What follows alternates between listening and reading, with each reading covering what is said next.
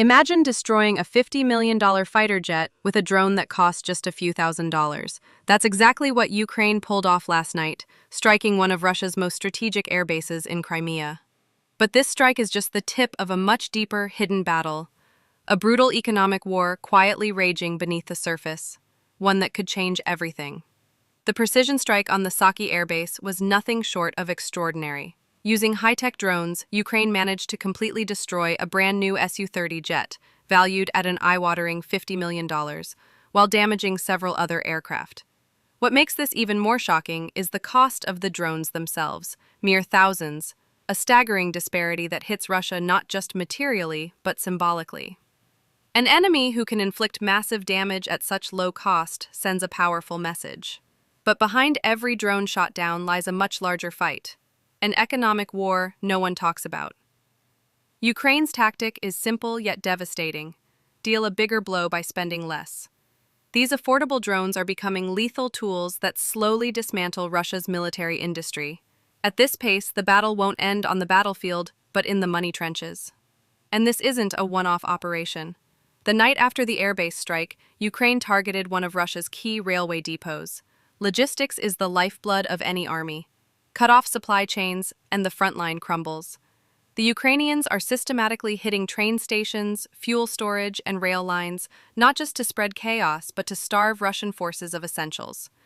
This strategic chokehold is designed to make the enemy weak from within. The impact on Russian civilians is starting to show.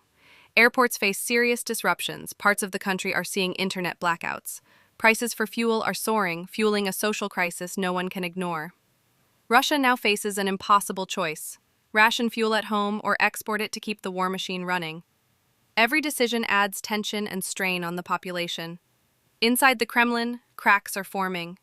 Dmitry Medvedev, once Russia's president and now vice chairman of the Security Council, is rattling cages with fiery threats.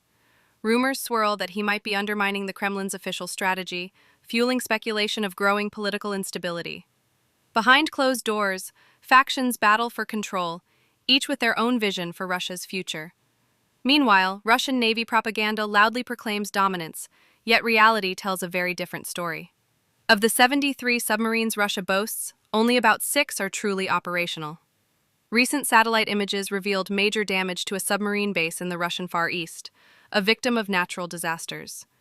Despite flaunting new weapons like the mysterious Zircon missile, these high-tech displays barely mask glaring weaknesses in the naval arsenal.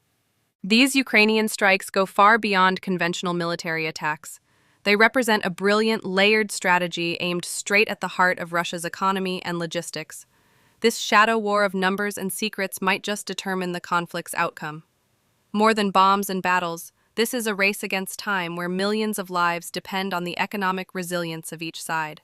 And that reality is far more complicated and fascinating than the headlines suggest.